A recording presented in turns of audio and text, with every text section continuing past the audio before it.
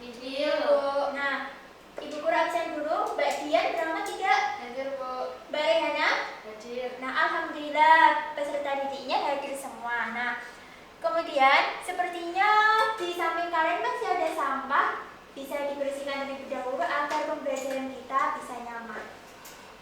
Oke, sudah? Sudah. Nah, siang-siang gini kok kalian wajahnya sudah lemes? Apakah energinya udah habis untuk materi tadi? Lapar, Bu. Lapar. Nah, gimana kalau Ibu aja ice breaking? Apakah kalian mau?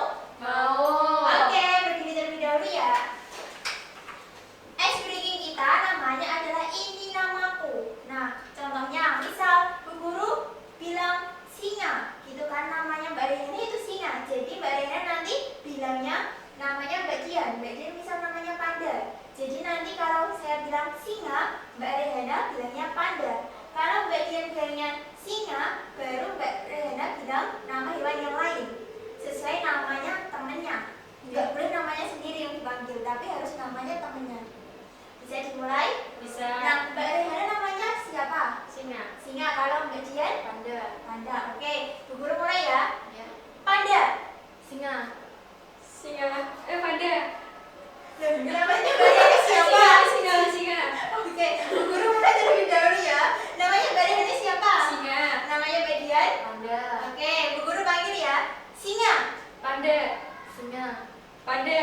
Oke, berarti kan udah fokus? Udah, bisa duduk kembali untuk memulai pembelajaran hari ini. Nah, sebelum mulai ke pembelajaran ini ada data hasil ulangan matematika kalian kemarin. Datanya itu ada yang punya nilai 52, ada yang 68. Nah, berdasarkan data tersebut, hasil ulangan matematika itu, cara kalian mengetahui nilai yang paling sering muncul itu bagaimana caranya? Dengan mengurutkannya terlebih dahulu. Kalau Mbak Riana gimana? Dihitung mana yang jumlahnya banyak. Nah, apabila datanya banyak, apakah cara tersebut efektif? Ya. Nggak efektif, jadi nanti ada cara tersendiri atau trik khusus untuk menyelesaikan data yang banyak. Nah, kali ini kita akan belajar mengenai tadi data-datanya. Nah, sebelum kita mulai ke materi, kita akan ada asesmen diagnostik awal. Teman-teman bisa di-scan terlebih dahulu untuk pemahaman awal kalian.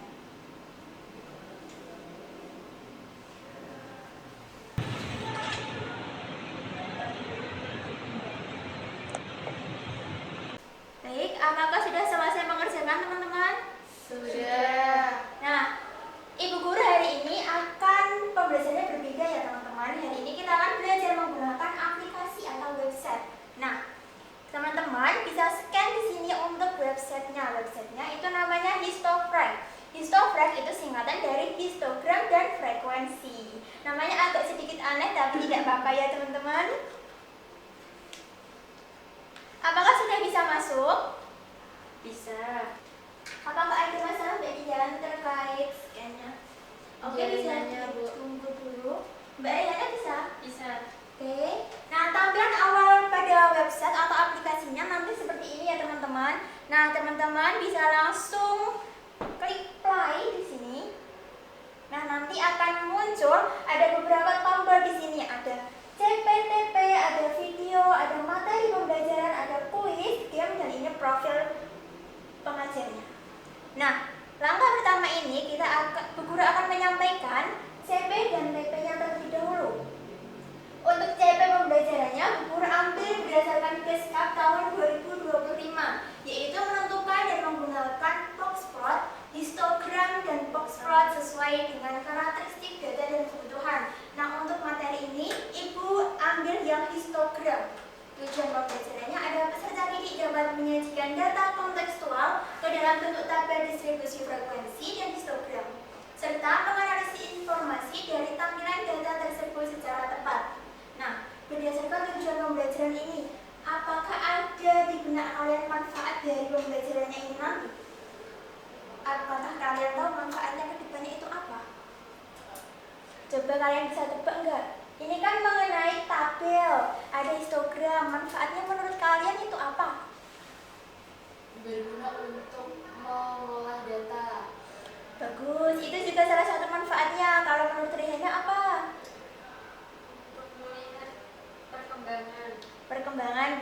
Nah, untuk tabel itu manfaat dalam kehidupan sehari-hari kita. Misal nanti kita akan menjadi guru, kita bisa mengelompokkan data-data nilai, bisa kita buat menjadi tabel. Kemudian kalau histogram itu misal pada dunia bisnis, kita kan punya toko butik nih, misal nanti itu ada kayak itu pembeli itu datangnya pada jam berapa aja, itu bisa kita rekap. Nanti kita tahu kita promosi itu pada jam keberapa yang pengunjungnya itu banyak. Nah, itu adalah salah satu manfaat dari histogram serta tabelnya. Kemudian kita lanjut ke menu video, atau kalian bisa klik yang panah di sini, bisa diklik akan muncul video. Sudah bisa diklik teman-teman? Sudah. Nah, Bu Guru akan tampilkan video. Video ini itu digunakan untuk pemahaman awal kalian mengenai tabel distribusi frekuensi dan histogram. Nah, di dalam sini nanti akan diajarkan mengenai cara mengubah tabel distribusi frekuensi menjadi histogram. Kalian bisa lihat videonya terlebih dahulu.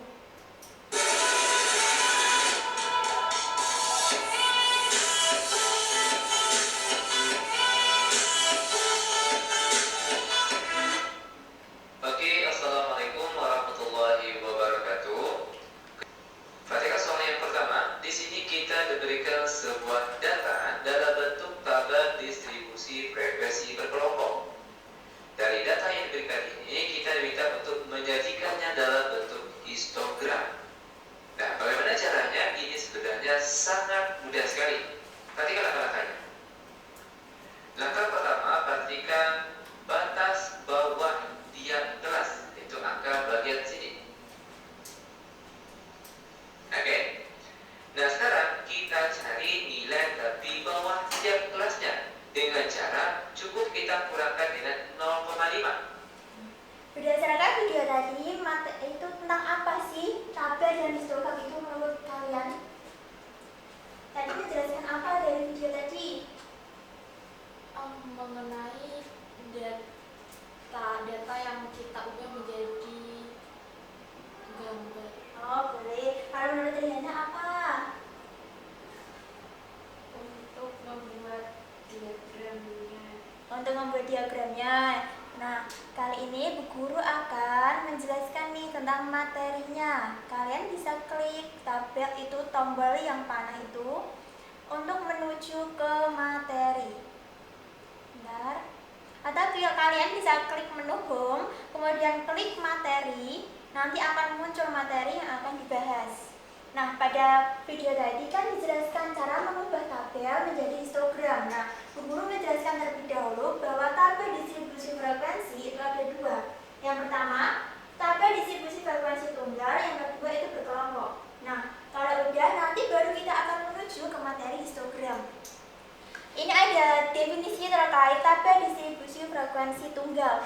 Merupakan tabel yang menyusun data acak berdasarkan frekuensi atau kemunculan tiap nilai. Nah, frekuensi itu nama lainnya dari kemunculan. Nah, misal ada 58, frekuensinya ada 8, berarti kemunculan dari nilai 58 ada berapa?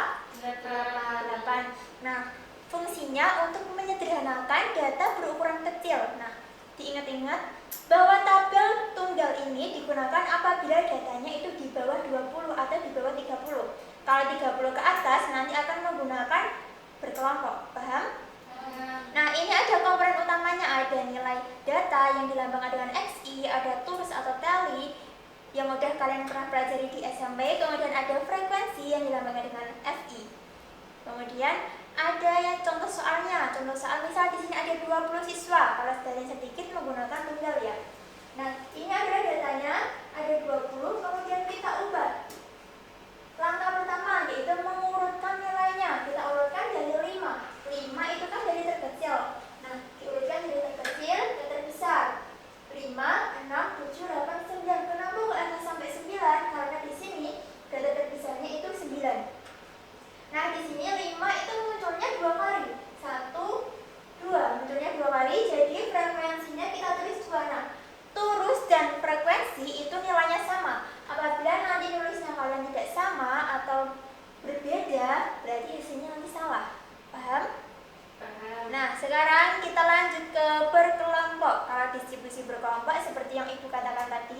digunakan apabila datanya lebih dari 30. Nah, untuk komponennya itu ada kelas, batas bawah, ada batas atas, kemudian juga ada panjang kelas atau dilambangkan dengan P. Nah, kelas itu namanya kelompok interval nilai. Contohnya, di sini ada 61 sampai 70. Kalau batas bawah itu angka terkecil di suatu kelas, kalau batas atas angka terbesar di suatu kelas. Kalau panjang kelas itu lebar rentang nilai dalam satu kelas. Kemudian ini ada untuk cara membuat tabel yang berkelompok. Yang pertama, ditentukan cari jangkauan. Nah, jangkauannya itu ada rumusnya, yaitu C sama dengan nilai terbesar dikurangi nilai terkecil. Kemudian banyak kelas dilambangkan dengan K. Kita menggunakan aturan Stark-Cross, yaitu K sama dengan 1 ditambah 3,3 log N. Nah, N di sini itu artinya banyak data. Kemudian menghitung panjang kelas yang dilambangkan dengan P kecil. Nah, P sama dengan C. C itu berarti jangkauan dibagi dengan K. K itu hasil banyak kelas yang udah dicari. Kemudian hasilnya nanti itu dibulatkan agar tidak koma hasilnya. Next, di sini contoh soalnya. Nah, di sini ada 30 data. Kemudian penyelesaian yang pertama kita cari dulu data terkecil dan data terbesarnya. Data terkecil di situ ada 150 dan data terbesarnya ada 170. Kemudian kita mencari jangkauan. Jangkauan tadi rumusnya apa, teman-teman? X kurangi X. Nah, boleh X max dikurangi X min boleh. Kalau data terbesar dikurangi data terkecil juga boleh. Nah, datanya 170 dikurangi 150 hasilnya 20. Nah, banyak kelas menggunakan rumus 1 ditambah 3,3 log 30. Itu tadi menggunakan aturan rumus siapa? Sturges ya. Kemudian ini kan menghasilkan koma. Kalau koma kita bulatkan menjadi 6. Membulatkannya itu ke atas, tidak boleh ke bawah. Paham? Yang panjang kelas juga, panjang kelas di sini itu kan koma, jadi kita bulatkan ke atas menjadi 4. Oke, dari cara pengerjaan ini, apakah ada yang mau ditanyakan? Apakah yang masih bingung? Belum? Kemudian kita lanjut. Nah, ini adalah data tadi yang sudah dimasukkan ke dalam tabel. 150 sampai 153. 150 sampai 153 itu panjang kelasnya ada berapa? Panjang 3. 3 atau 4? 4. Cara mencarinya gimana panjang kelas?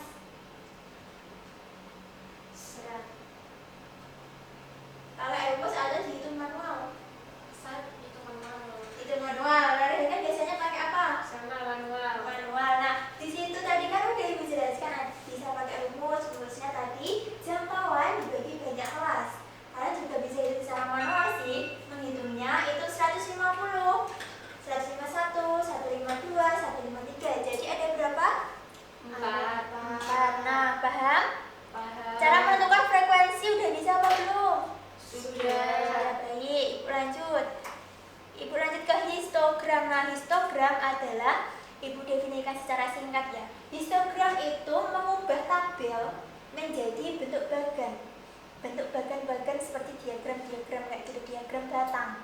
Jadi dari tabel ke bentuk diagram batang. Oke, paham. Nah, ciri-cirinya yang perlu kalian ketahui nih, yang harus kalian ingat. Histogram itu batangnya tidak ada jarak. Kalau nanti kalian membuatnya ada jarak, nanti Ibu salahkan. Ingat-ingat, batangnya tidak ada apa? Jarak. Tidak ada jarak. Dan pada sumbu X terdapat nilai kelas-kelas interval atau tepi-tepi kelas. Nah, ini ada contoh soal. Sebelum mencontoh soal, ini ada trik. Yang pertama, dalam membuat histogram, kalian harus menentukan tepi bawahnya terlebih dahulu, kemudian tepi atas. Tepi bawah itu dikurangi 0,5, kalau tepi atas ditambah 0,5. Paham? Paham. Yang semangat dong, matematika harus semangat. Nah, ini ada contoh soalnya. Di sini cuma ada 4 kelas, yaitu 1, 2, 3, 4. Nah, frekuensi kelas pertama ada 5, frekuensi kelas kedua ada 7, kelas ketiga 10, dan kelas keempat ada 4. Kalau kita ubah histogram itu jadinya kayak gini. Nah, ini di sini kalian bisa lihat nih, klik di sini itu adalah tepi dari 139,5 sampai 144,5. Nah, ciri-cirinya seperti tadi, nggak ada jaraknya. Paham? Paham. Dalam pembuatannya masih ingat ada beberapa langkah tadi? Ada 4 sampai 5. 4, bagus Dian. Berarti dia memperhatikan. Paham? Paham. Histogram ciri-cirinya apa? Tidak ada jarak. Tidak ada jarak. Nah, kalau udah, kita akan bekerja kelompok. Sebelum bekerja kelompok, Ibu mau menjelaskan dulu terkait LKPD. LKPD di sini. Nah, sini Ibu silakan jelaskan. Nah, petunjuk aktivitas TPS. TPS itu artinya think, fire, dan share. Nah, langkah yang pertama adalah think. Think ini kalian kerjakan bagian aktivitas mandiri. Dikerjakan dengan aktivitas mandiri ini. Yang aktivitas mandiri ini, langkah 1 aktivitas mandiri itu soalnya dikerjakan secara mandiri terlebih dahulu. Tidak boleh berkelompok. Jadi pada aktivitas ini nanti kalian akan mengerjakan secara mandiri. Nah, setelah itu kalau sudah selesai, guru akan memberikan instruksi untuk mengerjakan langkah 2. Langkah 2 yaitu pair. Pair akan dikerjakan secara berkelompok. Pair itu yang soal kedua ini. Soal kedua ini yang E dan F akan dikerjakan secara berkelompok. Kalau udah, memasuki langkah 3 yaitu langkah share. Share itu kalian akan mempresentasikan di depan. Paham? Terkait langkahnya. Nah, langkah pertama kalian bisa mengerjakan secara individu di buku tugas. Nah, Ibu tampilkan di sini terlebih dahulu ya. Nanti kalau udah selesai, Ibu akan membagikan LKPD untuk kalian kerjakan berkelompok. Paham? Paham. Ini Ibu kasih informasi sebelum kalian berkelompok nanti. Kan Ibu berikan LKPD. Nah, kalian berdiskusi dengan teman-teman kalian, sekelompok kalian terkait jawaban yang sudah kamu jawab bersama teman-temanmu. Mencocokkan apakah jawaban itu sudah sesuai dengan rumus atau belum. Paham? Paham, Bu. Nih, soal yang pertama nih.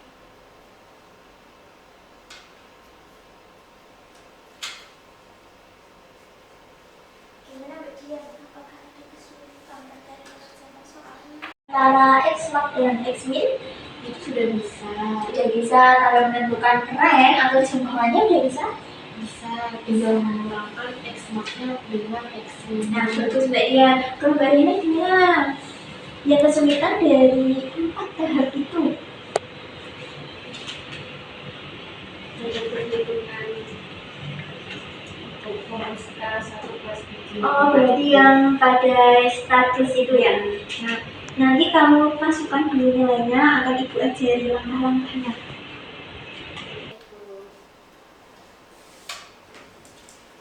Sudah selesai anak-anak? Sudah. Sudah. Nah, kalau udah, sekarang kalian memilih kelompok kalian untuk mengerjakan langkah 2 yaitu langkah pair. Apakah kalian sudah menentukan kelompoknya? Sudah. Di sini ada 2 kelompok ya? Ya. Yang kelompoknya Mbak Dian sama kelompoknya Mbak Rehana. Dari ini Ibu bagikan LKPD untuk mengerjakan langkah 2-nya. Ini Mbak Dian. Lalu Mbak Rehana.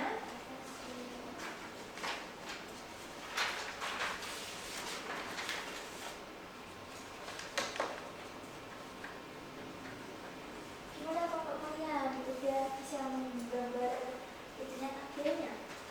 Ini sedang digambar, Bu.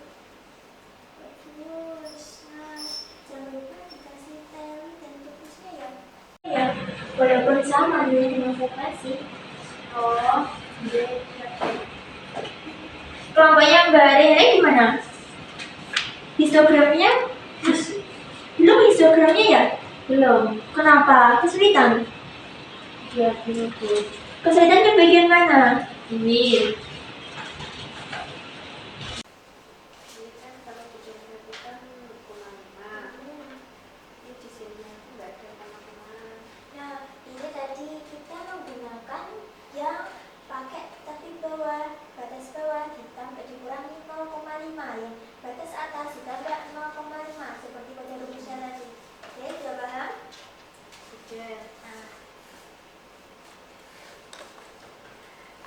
sudah selesai mengerjakan kelompoknya?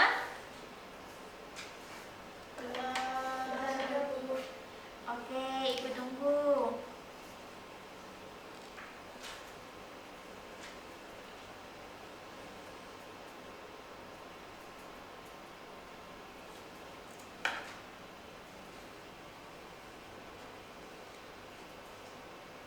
Nah, sudah selesai? Sudah. Nah, sekarang adalah tahap ketiga, yaitu tahap share. Di sini kelompok mana dulu yang mau mempresentasikan hasilnya? Boleh saya. Oke, Mbak Dian bisa ke depan nanti menjelaskan yang E dulu ya, biar yang F nanti dijelaskan oleh kelompoknya Mbak Diana. Ini saya gambar atau langsung bisa? Kamu sampaikan aja tabelnya ini kepada teman-teman. Oke, baik. Saya akan menyampaikan di bagian E, yaitu membuat tabel distribusi frekuensi kelompok. Nah, pada tabel saya buat itu ada 6 kelas dengan yang pertama, kelas pertama itu 52 sampai 56 dengan frekuensinya adalah 2. Lalu kelas kedua 57 sampai 61 frekuensinya kelima. Kelas selanjutnya 62 sampai 66 itu frekuensinya 10. Kelas keempat 67 sampai 71 frekuensinya 12. Kelas berikutnya 72 sampai 76 frekuensinya 8, dan kelas terakhir 77 sampai 81 frekuensinya 23 dengan total semuanya adalah 40. Nah, bagus. Dari kelompoknya Mbak Diana, apakah ada tanggapan atau mau ada yang ditambahin dari untuk kelompoknya Mbak Dian? Hasilnya sama. Hasilnya sama. Nah, kita berikan aplaus untuk kepada kelompoknya Mbak Dian. Untuk kelompoknya Mbak Diana bisa menyampaikan hasilnya. Jadi untuk grafik histogram yang sudah kelompok kami buat itu menghasilkan data 51,5 sampai 56,5 itu di frekuensi 2. Kemudian 56,5 sampai 61,5 itu frekuensinya 5. 61,5 sampai 66,5 itu dengan frekuensi 10. 71,5 sampai 76,5 itu dengan frekuensi 8, dan yang terakhir adalah 76,5 sampai 81,5 itu frekuensinya adalah 3. Oke, baik. Untuk kelompoknya Mbak Riana, ada yang mau ditambahin Mbak Dian? Jawabannya sama, Bu. Nah, kita berikan tepuk tangan dulu untuk kelompoknya Mbak Riana.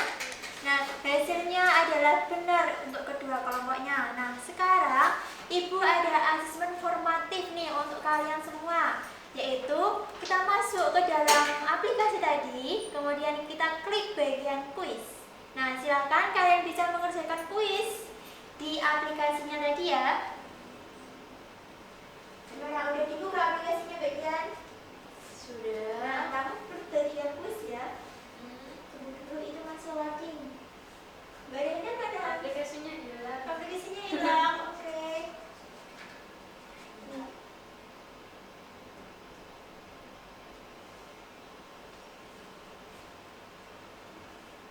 Sudah Mbak Dian? Kamu klik kirim. Sudah. Kemudian kamu klik next. Yang ini kalau nggak bisa. Next. Nanti akan muncul lagi kuisnya, kuis yang baru. Oke? Cara mengerjakan seperti itu. Kalau udah selesai, diklik kirim next. Klik kirim next. Sudah selesai teman-teman? Sudah.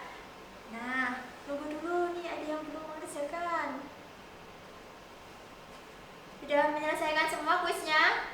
Apakah kalian masih semangat? Masih. Nah, sekarang adalah langkah terakhir, yaitu mengerjakan games. Nah, gamesnya kalian bisa klik tadi yang sini, games, diklik. Nah, di sini ada petunjuknya ya. Game ini bertujuan untuk membantu memahami materi tabel distribusi frekuensi dan histogram. Petunjuknya yang pertama, klik tombol start. Nah, kalau udah diklik, nanti masukkan nama peserta. Kalau udah, jawab soal dengan teliti dan kumpulkan poin sebanyak mungkin. Kalian di sini akan balapan dengan teman-teman kalian untuk banyak-banyakan poin.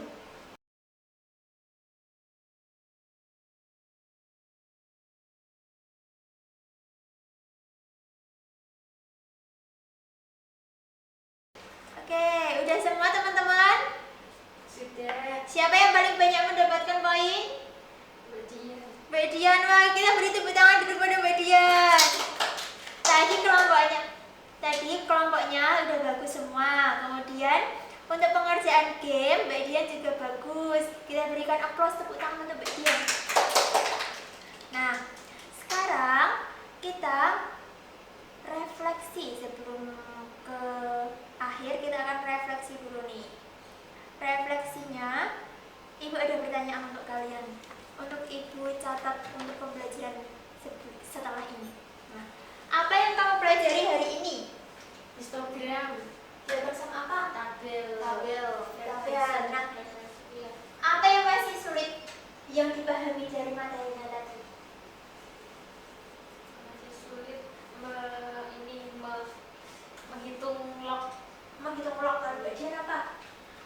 Dalam membuat tabelnya masih kesusahan. Nah, bagaimana cara kamu menemukan jawabannya tadi?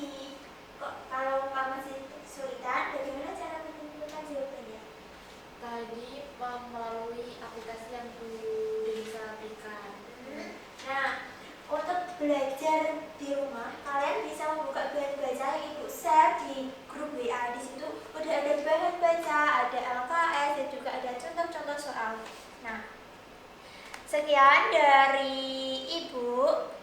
Sebelum ini Ibu akan memberikan kalian motivasi. Nah, motivasinya seharusnya Ibu sampaikan di awal, tetapi Ibu lupa, jadi Ibu sampaikan di akhir pembelajaran ini. Motivasi untuk kalian terkait materi ini yaitu ubah data yang acak menjadi pola keberhasilan. Sama halnya saat membuat tabel distribusi tadi. Kemudian jangan lupa merapikan pola-polanya agar kita bisa mencapai puncaknya. Jika ada motivasi dari Ibu, jangan lupa belajar terus. Nah, sekian dari Ibu, bisa berdoa terlebih dahulu untuk menutup pembelajaran ini. Sebelum akhir pembelajaran, berdoa selesai. Terima kasih, tetap semangat. Sekian dari Ibu. Wassalamualaikum warahmatullahi wabarakatuh. Waalaikumsalam warahmatullahi wabarakatuh.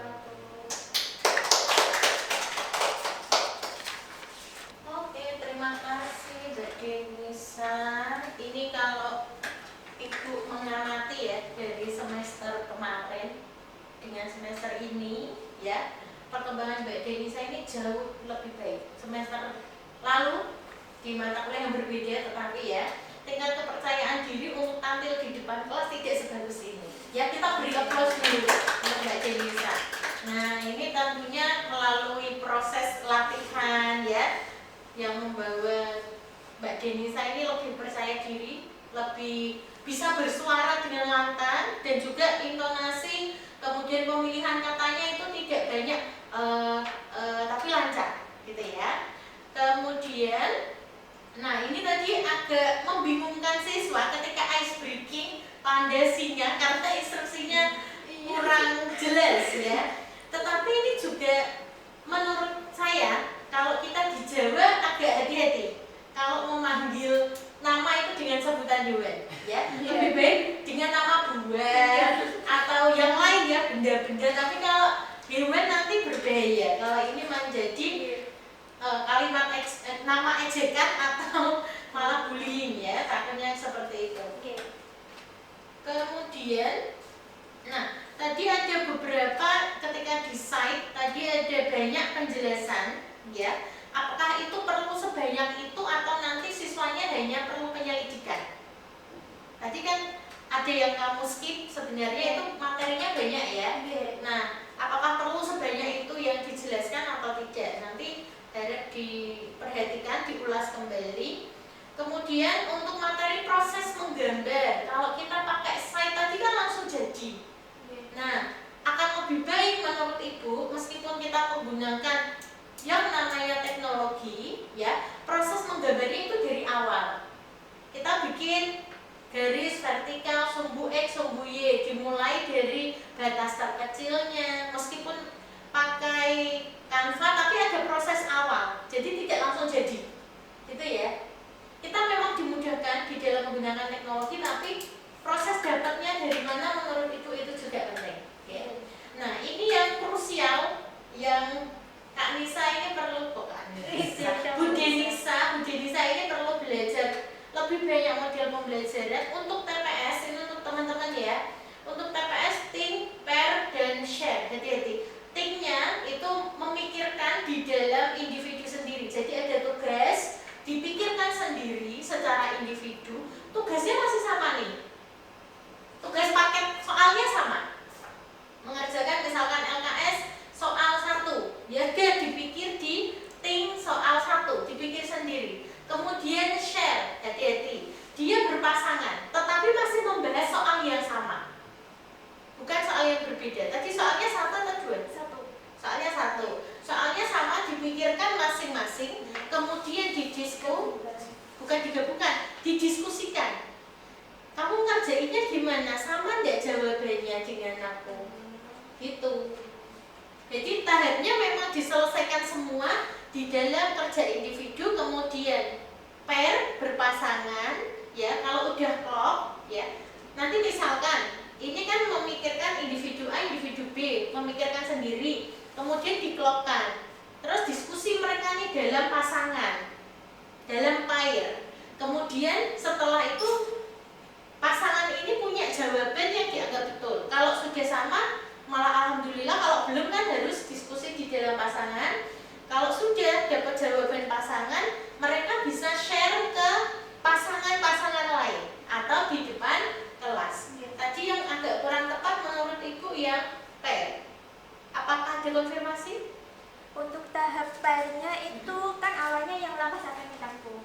Langkah 1 ini dia tuh mengerjakan soal tetap 1 ini. Kemudian yang langkah 1 ini aktivitas mandiri. Nah, ini tadi yang Ibu kurang tepat. Harusnya seluruh soal itu dilakukan mandiri semuanya sampai menggambar. Bukan berarti ketika ngitung jangkauan, ngitung banyak kelas, ngitung panjang kelas itu memikirkan sendiri. Pairnya kerjain menggambar. Nah, itu yang kurang tepat ya. Harusnya satu soal dikerjakan full semuanya mandiri, kemudian berpasangan. Gitu ya. Oke. Dari Ibu sudah cukup. Kemudian dari teman-teman mahasiswa, Mas Deli, silakan.